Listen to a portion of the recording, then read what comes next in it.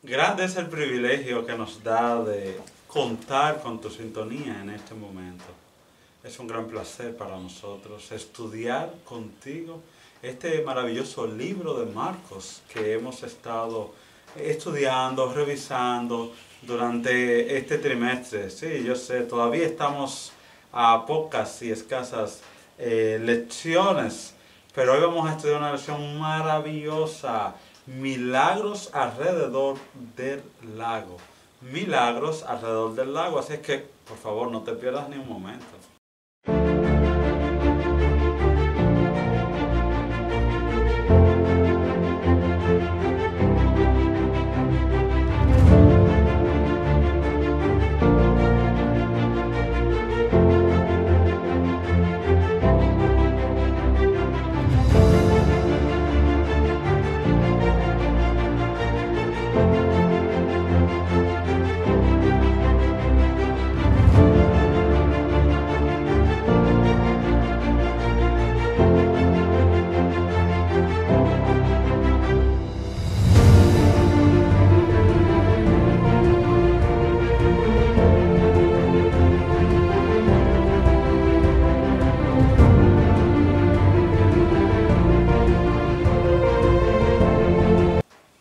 Bendiciones amigos, hermanos, es un placer estar con ustedes en este su canal Palabra de Vida con una lección más del libro de Marcos, Milagros alrededor del lago. Así que es un placer para nosotros compartir con ustedes, pero antes de iniciar el estudio de la palabra vamos a dirigirnos a nuestro Dios para que Él nos dé la sabiduría para compartir de manera eficiente su palabra. Oremos. Nuestro Dios, nuestro Padre, gracias por tu bondad y misericordia. Agradecemos el privilegio de abrir tu palabra, para compartirla con nuestros hermanos, también puedan ser edificados igual que nosotros, en el nombre de Jesús. Amén. Amén. Hay un texto de memoria bastante interesante, pero Jesús no le permitió, sino que le dijo, ven a tu casa, a los tuyos, ve a tu casa, a los tuyos, y cuéntales las grandes cosas que el Señor ha hecho contigo y cómo tuvo compasión de ti. El libro de Marcos, capítulo 5, verso 19. Libro de Marcos, capítulo 5, verso 19. Interesante. Sí, Señor. Milagros alrededor del lago. Entonces, en esta semana vamos a estar viendo algunos milagros que Jesús hizo alrededor del lago. O sea, ¿por qué alrededor del lago? Porque regularmente en la antigüedad, donde había fuentes de agua, era que regularmente se establecían los pueblos. Sí. No, bueno, en la antigüedad y ahora, cuando tú ves los grandes pueblos, las grandes ciudades de hoy en día, y tú ves bien, siempre verás que hay ríos cerca, porque empezó ahí, siempre empieza ahí, porque si hay algo que la gente necesita, es agua.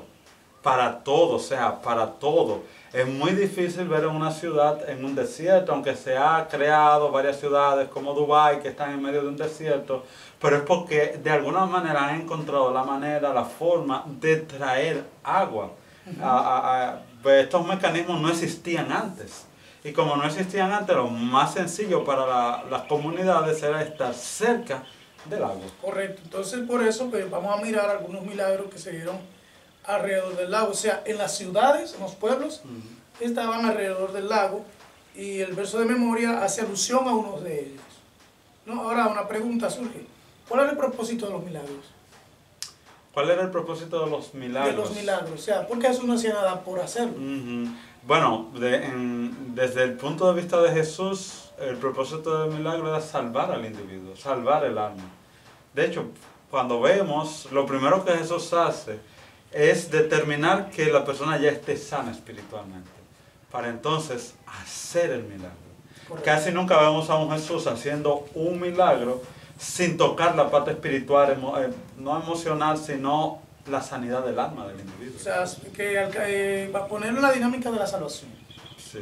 Entonces, eso... Para Jesús no existe un milagro sin salvación. O sea, no tiene razón de ser. Ok, o sea, ese es uno de los puntos que realmente es importante que sepamos, que los milagros en el Señor tienen uno de los objetivos o propósitos es que el individuo no solamente sea beneficiado por la curación o por lo que fuera, en el sentido pleno, o sea, en el sentido material, sino que el beneficio también estuviera involucrado en la parte espiritual, que realmente es el objetivo del milagro.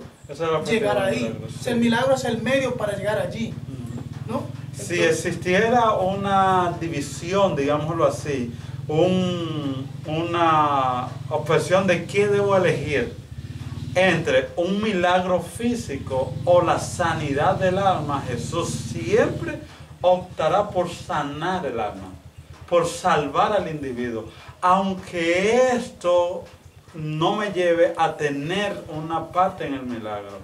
Y lo que muchas personas quizás no hemos visto es que hay muchos discípulos de Jesús que sufrieron de ciertas enfermedades y de ciertas incapacidades que el Señor no permitió su sanidad. Podía el Señor haber sanado a Pablo, por poner un ejemplo, pero el Señor le dijo, no, bástate mi gracia, porque esta debilidad tuya es para la fortaleza, es lo que te va a hacer fuerte. O sea que para Dios lo importante es la sanidad del alma, primero. Y claro, también para Dios es importante la sanidad física del ser humano. Así es, muy bien. Vamos entonces a la lección del domingo, calmando una tormenta. ¿Qué pasa en esta historia? Aquí aparece una pregunta en el material, que bueno, que como la que le da el punto a la lección, se dice, ¿qué ocurre en esta historia y qué lecciones podemos aprender en ella acerca de quién es Jesús?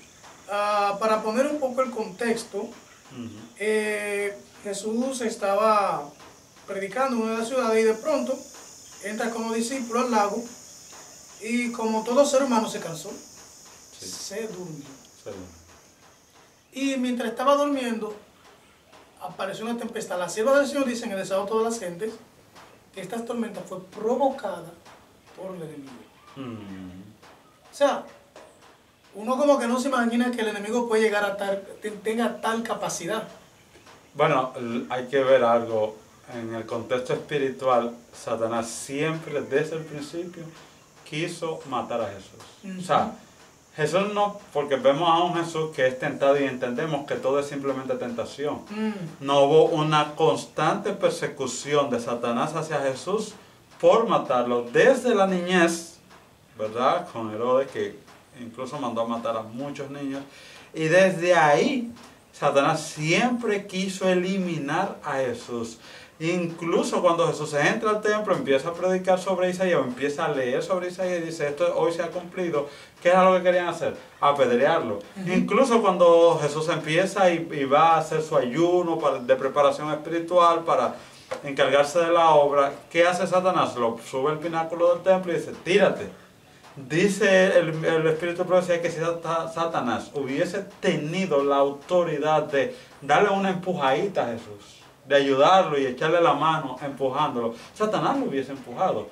En este sentido, no deja de ser lo mismo. Correcto. Satanás quería eliminar la vida física de Jesús porque él sabía que si mataba a Jesús en ese momento sin cumplir la obra que él había venido a hacer, por eso vemos a un Jesús que siempre dice, mi hora no ha llegado, todavía no es la hora, la hora ha venido. Estaba en un calendario todo lo que Jesús iba a hacer. Y era lo que Satanás quería evitar. Porque él también conoce el calendario. Él también. Sí, interesante, ¿no? Claro. La visión de Satanás, la visión espiritual de Satanás. O sea, él está consciente del calendario espiritual que lleva el cielo, con relación al conflicto entre el bien y el mal. Él estudia las profecías. Y él sabe lo que las profecías dicen. Él es un protagonista de esto. Sí, él es parte del protagonismo. Pero no solo eso, o sea, nosotros vemos grandes hombres de Dios que nos maravillamos de su conocimiento profético y bíblico. O sea, imagínate Satanás que lo ha vivido. Nosotros hacemos una referencia a Moisés, pero él lo vio. Sí, él lo vivió, él estuvo ahí con Moisés. Y nosotros podemos hacer una referencia a veces hasta vaga de lo que ocurrió o de lo que pudo haber ocurrido. Pero él sabe lo que ocurrió. Entonces él sabe que las profecías se cumplen porque Dios siempre ha cumplido su palabra. Ahora, lo que él está evitando a toda costa... Es que esa palabra se cumpla. Esa es. Que parece, bueno, que aunque él sabe que Dios cumplirá su palabra, él busca que nosotros no le creamos a Dios en cuanto a lo que él dice con respecto a nosotros o al desarrollo de este conflicto. Exactamente. ¿Por qué? Porque al no creerle, en mí no se cumplirá de manera negativa.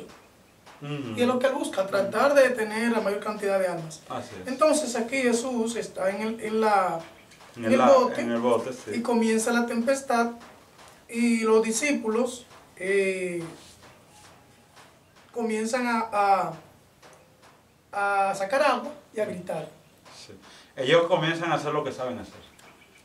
Sí, ellos comienzan a hacer lo que saben hacer. O sea, los primeros 4 discípulos de Jesús Eran pescadores, expertos. Expertos pescadores. Y entonces ellos se habían enfrentado De algún modo. a similares. O sea, se habían enfrentado a tormentas similares a esta. Sí. ¿Y cómo habían salido? Sencillo. Sacándole agua al bote. Sacando de agua y gritando, por si hubiese una embarcación más Cercana. grande por ahí, cercana, lo escuchase y pudiese tenderle la mano. Ahora el punto aquí me llama la atención es que Jesús está durmiendo. Como que no, nada. Como que Como nada no está sucediendo nada. mojándose con bulla. ¿Qué clase de cansancio tenía Jesús? O mejor dicho, ¿qué clase de confianza tenía Jesús en la protección del Padre? Y ahí lo podemos ver de las dos maneras. Primero era un cuerpo. O sea, el Señor le preparó un cuerpo humano. O sea, el Señor no le preparó, el Dios Padre no le preparó el cuerpo de Superman a Jesús. Le preparó un cuerpo humano como el tuyo y como el mío. Un cuerpo que se cansa, que se agota, un cuerpo que sus fuerzas, que tiene que ser alimentada por la glucosa para que la glucosa le dé la energía necesaria para poder hacer el trabajo. Jesús estaba realmente cansado. Correcto. Las dos cosas, Jesús estaba confiado en el Padre, o sea, no hay problema, mi Padre me dirige y puedo descansar en paz con mi Padre. Como dice el Salmo 4, ahora en paz me acostaré y así mismo dormiré, porque solo tú, Señor, me haces, ¿verdad? Impresionante. Está claro eso, pero también cansado. O sea, el maestro luchó contra el cansancio. Por eso es que nosotros necesitamos pensarlo en muchas ocasiones, Señor, estoy cansado y debo decírselo a sí mismo. Mi cuerpo está agotado, ya no puedo más. Dame los fuerzas. Entonces, en el tumulto, la desesperación de los discípulos, Jesús se despierta. Jesús lo despierta. Sí, lo despierta. Viene un rayo, al hombre, el cuerpo, el cuerpo y el rostro de Jesús. Pedro lo ve. Y me imagino a Pedro en un shock. O sea, está todo el mundo corriendo. Pedro se imaginó que Jesús estaba en el mismo corredero. O sea, sí, o sea, yo no estoy pensando si Jesús está durmiendo o no está durmiendo, porque aquí nadie está durmiendo. Aquí todo el mundo está en el corredero, tratando de salvar su vida. Pedro pensó que Jesús estaba tratando de salvar su vida justo con ellos. Y cuando viene ese rayo, alumbra el rostro de Jesús. Yo me imagino el pensamiento de Pedro en ese momento. ¿Qué es esto? ¿Y qué es lo que está pasando? O sea, todos estamos tratando de salvar. ¿No ves que perecemos, Señor? ¡Maestro, maestro! Y lo que Pedro no entendió, porque lo expresó, él no entendió que Jesús estaba a salvo. Porque dijo, maestro, despierta, que perecemos. Tú estás dentro de lo que van a perecer con nosotros, así que levántate. ¿A qué Pedro llamó a Jesús? Es una pregunta interesante. ¿A qué Pedro llamó a Jesús? No es para que sea un milagro. No, es para que sacar agüita del bote también. Saque agua también. Sí, saca agua del bote que perecemos. O sea, maestro. Colabore. Exacto, mano a la obra. Y el maestro como que, qué sé yo, se sacude. ¿Qué es lo que está pasando, mis hijos? ¿Qué? No, que perecemos, que perecemos. Su poca fe. Se paró, levantó la mano. Sí. Se acabó el... Mira algo. ¿Por qué Jesús Eso era providencia, eso fue providencia. Eso fue providencia. Por eso no fue una casualidad, los discípulos estaban ahí siendo probados. Ahora, ¿por qué Jesús le pone esta a la falta de fe? O sea, porque no es un elemento, no es un asunto físico de la naturaleza, o sea, es un ciclón, es un huracán, una cosa. O sea, eso no tiene nada que ver con fe. Y sí, Jesús sabía que eso tenía que ver con fe. De hecho, Jesús discernió que el asunto no era ni siquiera natural. Lo Pudo mismo discernir que el asunto espiritual. pudo detrás. discernir el asunto espiritual. Satanás está Detrás de él. nosotros. Esto es un asunto de fe. Entonces realmente el Señor ahí se para, detiene el viento y ahora dicen ellos, ¿pero quién es él?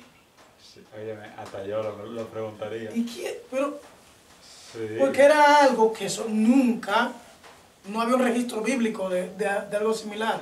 No. Lo de Moisés, se abrió el mar, ok, Sí. pero que en medio del mar se paren. Mira que lo de Moisés se abrió el mar, pero no fue a una orden de Moisés. No. Dios le dijo, avancen. Y Dios abrió el mar. Pero esto no fue un asunto.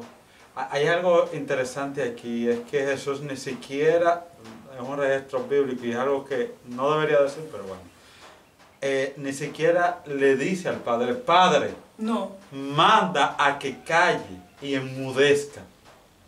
No sé si era que no había tiempo, no sé realmente qué pudo haber pasado ahí. Pero Él le dio la orden.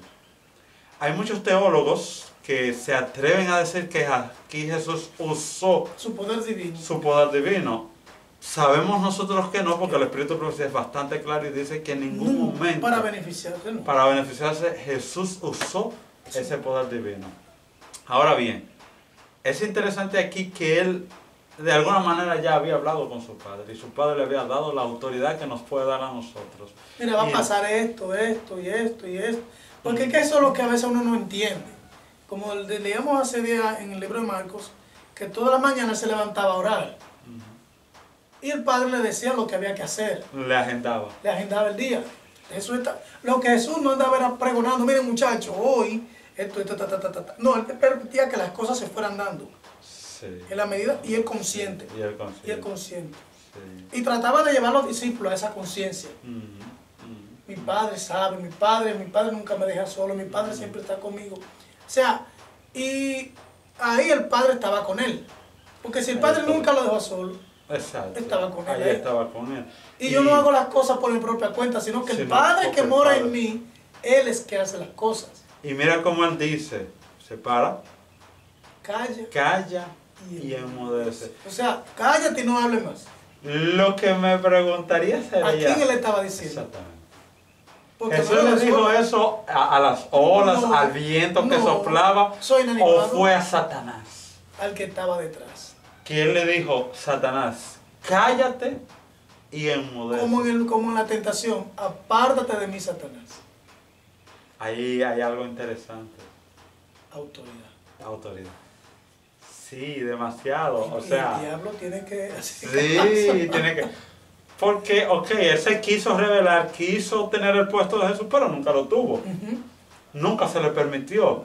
Él conoce a Jesús, sabe quién es Jesús, y aunque él lo tentase, aunque él quería matar a Jesús de manera física, humana, pero él sabía. Él sabe quién estaba ahí.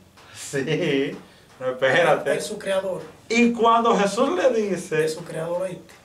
y creo que aquí está contestado, o sea, si Jesús no le dijo a la tormenta, cállate y enmudece, fue porque no usó su poder de Dios para callar y enmudecer la naturaleza. No.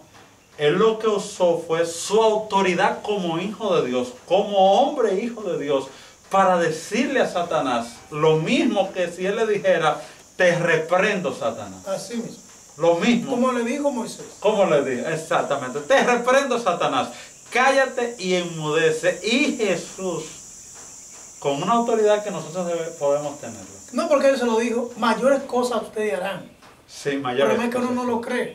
Exacto. Uno no cree. Es que uno no lo cree. Y lo que cuando Jesús le dijo, y discúlpenos que nos hemos extendido demasiado en esta sola lección, en este solo día, pero cuando Jesús le dijo a sus discípulos, poca fe, hombre de poca fe, lo que le estaba diciendo es, ustedes tienen la misma autoridad de hacer lo que yo voy a hacer en este momento. O sea, ustedes no tenían que despertarme para esto, ustedes lo único que tenían era que decirle a Satanás, cállate y enmudece. Y déjame seguir durmiendo, mis hijos. Bueno, lección del lunes, muy interesante. Sí, Puedes bastante. oír un susurro por encima del grito. Aquí estamos hablando de los, Gadarenos. exactamente, endemoniados. Los endemoniados O gadarenos. sea, Mateo habla de uno, Marcos habla Marcos de dos. habla de dos. ¿O cómo es? Sí. Perdón, Mateo habla de dos, Marcos habla de uno. Sí, sí. Dice que son dos, otro dice que son uno. El caso es que la escena es la misma. Correcto, ¿qué es lo que importa al fin? Vale. Pues recuerden que Marcos está escribiendo a partir de lo que Bernabé le dice. De testimonios de otros. De Bernabé. Sí. Pero en el caso de Mateo, Mateo estaba ahí. Sí. Mateo estaba ahí. No es que está hablando mentira, es un asunto de percepción. Sí, es posible que otros, porque otros le dijeron a Marcos. Mira, y no es que puede, o sea, mira qué sucede. Mateo estaba ahí, realmente. Pero salió corriendo. O sea, llegó un momento, pues se desmontan, viene este hombre, o estos hombres, y el individuo sale corriendo. El individuo quizás no estuvo claro de qué fue lo que vio. Correcto. Sin embargo, vieron otros.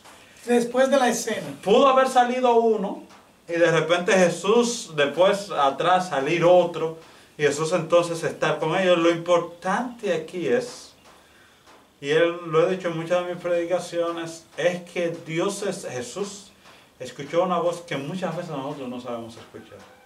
Jesús escuchó la voz del drogadicto que, aunque injuria al cristiano, pero en lo más interno de él le está diciendo: por favor, sálvame.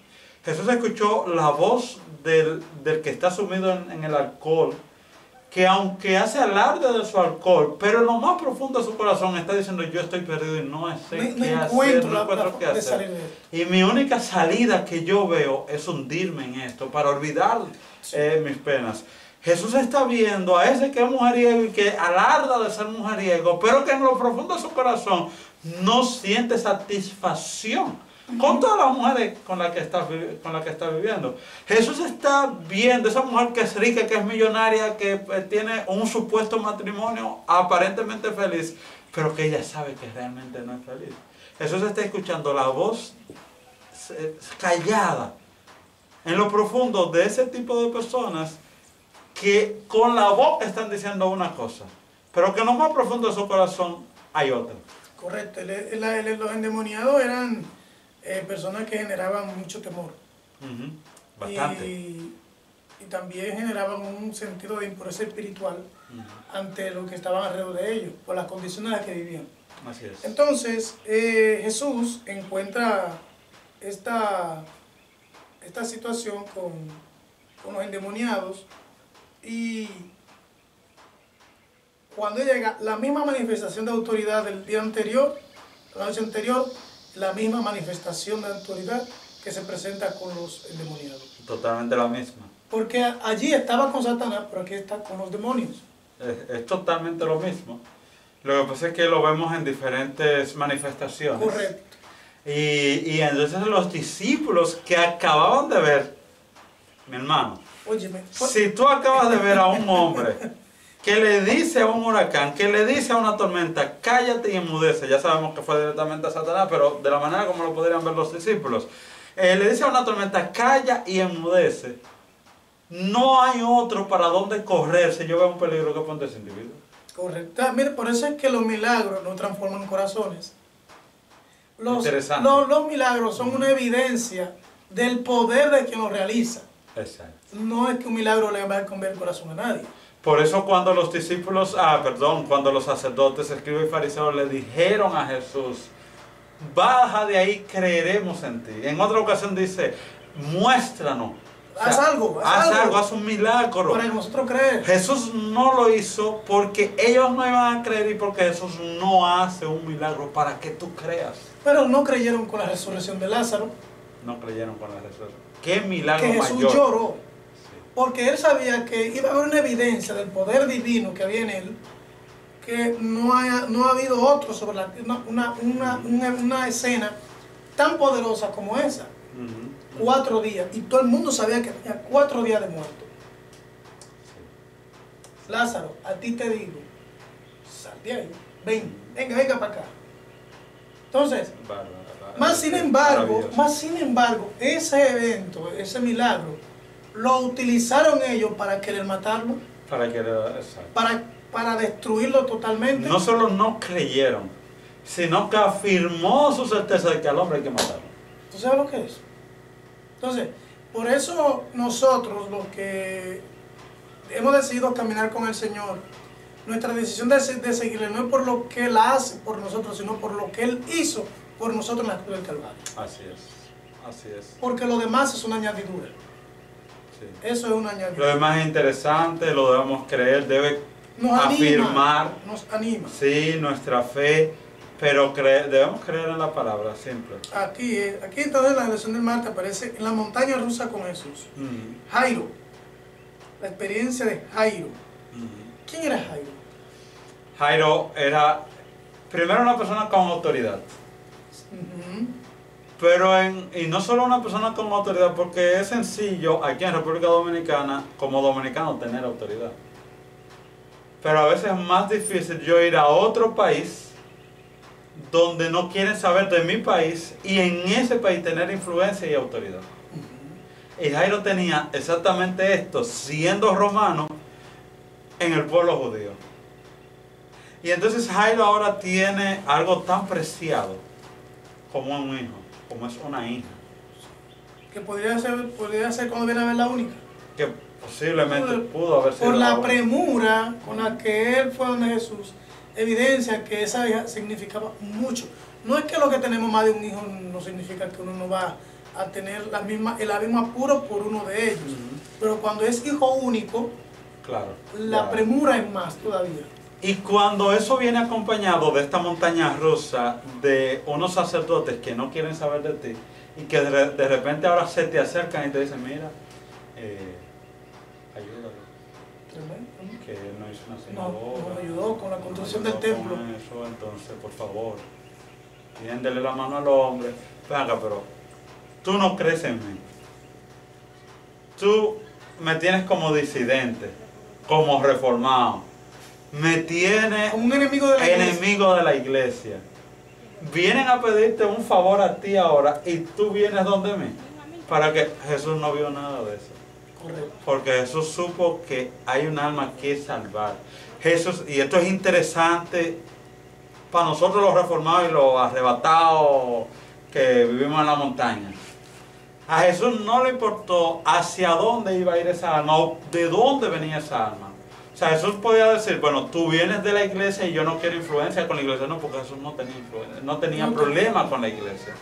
Jesús decía, mira, tú vienes de donde Juan, de la montaña, y yo no quiero influencia. No, Jesús no le importaba de dónde tú venías. De repente tú decías, no, yo vengo vengo de fuera del pueblo, ¿ok? Vengo de fuera del pueblo. Jesús te recibía aunque tú no fueras del pueblo. Correcto. Jesús, lo importante para Jesús era salvar el alma. Era de la iglesia, Jesús salvaba el alma. Era reformado, Jesús salvaba esa alma. Él no era de la iglesia, Jesús salvaba el alma. Y también que nosotros a veces tenemos un falso concepto de cómo beneficiar a la gente. Trátame a esa persona bien porque es el que donó todo esto aquí en la iglesia. Óyeme, ese hay que recibirlo y los sábados darle su bienvenida. Especial. Y cuando venga a visitarnos, por favor, denme la mejor cama, prepárenme la mejor comidita, porque este es uno de los que sostiene este ministerio. Sí. Jesús no tenía problema con nada. O sea, a Jesús no le importaba si sostenía el ministerio, si no lo sostenía, si era pobre, si era rico, si era una mujer, si era una niña, si benefició en endemoniado.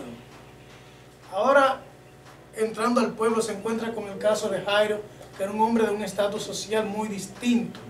O sea, Jesús no hace excepción de personas al momento de beneficiar a alguien, de ayudarlo. Nosotros tenemos que aprender a vivir así como Jesús. O sea, que lo que nos llame la atención es la necesidad de la persona.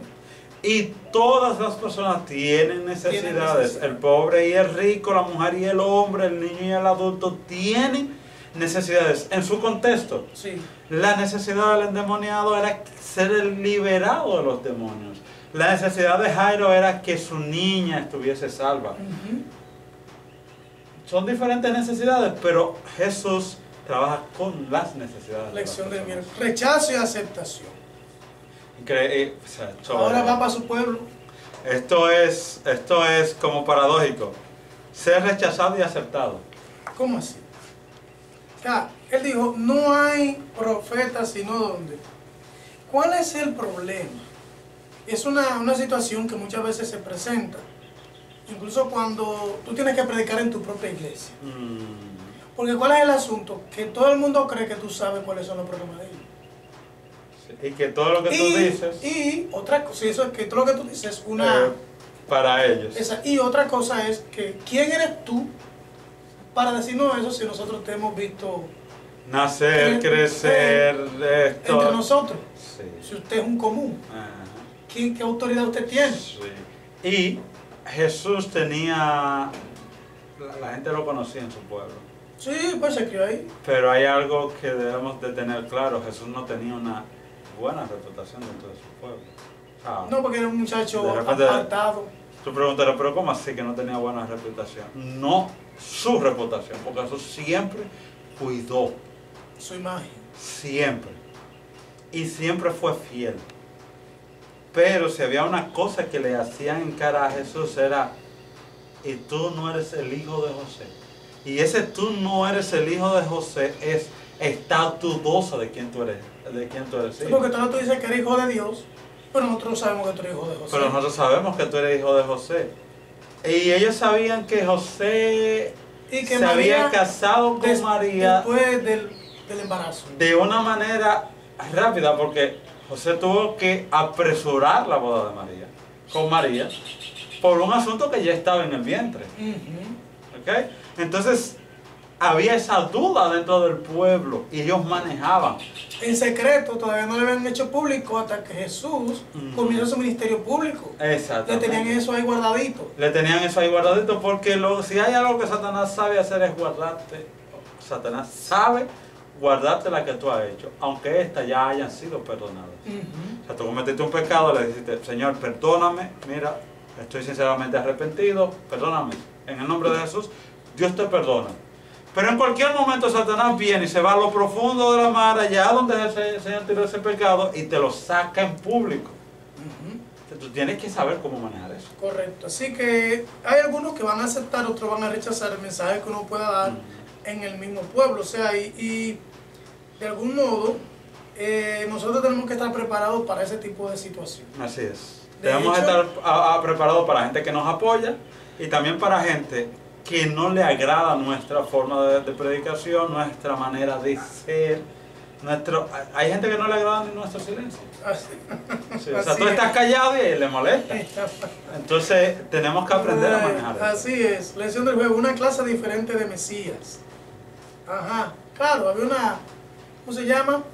Una idea de lo que la gente esperaba que fuera el Mesías. Había un idealismo de cómo iba a venir Se el había Mesías. idealizado el Mesías. El Mesías. Pero Sí. más sin embargo no fue la manera en que Jesús se apareció. Pero en ninguna. Bueno, hasta el día de hoy, déjame decirle y decirte que los hermanos judíos todavía no aceptan a Jesús como Mesías. Como el Mesías. Hay una minoría, pero muy minoría, que son judíos mesiánicos, Sí. pero no es la mayoría. No es la mayoría. Porque Jesús no cumplió el estándar que ellos No, se habían idealizado. y eso es muy relevante porque los discípulos cuando salieron a compartir el mensaje a otras naciones, a otros pueblos, en el caso de Pablo, que fue utilizado por el Señor para llevar el mensaje a los gentiles sí creyeron en Jesús como Mesías. Como Mesías. Y por eso, de este lado del mundo, el cristianismo es que ha proliferado en la parte de Europa. En gran parte de Europa y América el cristianismo ha proliferado porque de este lado sí se ha aceptado a Jesús como ese Mesías. Mas, sin embargo, de donde él surgió, donde él nació y donde la profecía decía que le iba a llegar, no le recibieron. Entonces eso es muy interesante porque no puede pasar lo mismo a nosotros. Puede ser que como pueblo el Señor nos está dando el privilegio de aceptar las profecías que tienen su cumplimiento en nosotros. Y que de pronto nuestra dureza de corazón nos está limitando recibir la bendición del Señor, y el Señor está preparando posiblemente dentro de nosotros hombres y mujeres que se van a ir a otros pueblos a predicar las verdades que el Señor nos dejó a nosotros, y ellos sí la van a creer. Y el espíritu de profecía es claro en eso, cuando la hermana White vio de todas las iglesias saliendo almas para unirse a dar el fuerte. Es porque es un paralelo que se va a cumplir otra vez. Sí. Ahora nosotros como adventistas del séptimo día necesitamos abrir bien los ojos y no amañar nuestra creencia no inclinarnos a lo que todo el mundo cree, sino que con manera objetiva decirle, Señor, enséñame qué es lo que tú quieres y ayúdame a aceptar, aunque mi orgullo adventista no acepte, ayúdame a romper ese orgullo y a aceptar tu voluntad. Así es. Pues nada, hemos terminado ya por esta lección. Esperemos en el Señor que lo que hemos compartido simplemente sean pinceladas que le den la oportunidad a ustedes de ampliar el tema, ¿no? De profundizar en ese exactamente, y que estudio. al compartir con las iglesias y los demás hermanos, pues van a tener también una riqueza más profunda de lo que estas cosas implican. Dios te bendiga. Amén. Bendiciones.